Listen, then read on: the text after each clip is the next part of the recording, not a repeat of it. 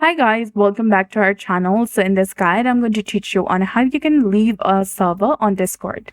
So if you're using a web browser, go to discord.com and log into your specific account.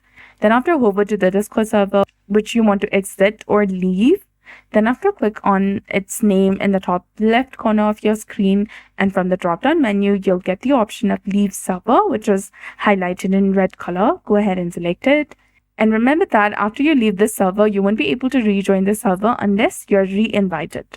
So if you're sure you want to leave the server, go ahead and select leave server, which is highlighted in red color, and you'll be done.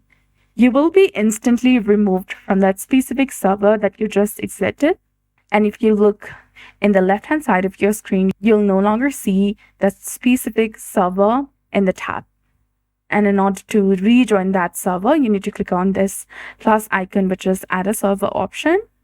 And if you have an invite to that server, click on join a server and enter the invite link in this box. Then after click on join server and you'll be done. So that's it. I hope you found this video helpful. If you did, please like, share and subscribe. Thanks for watching. We'll see you again in the next one.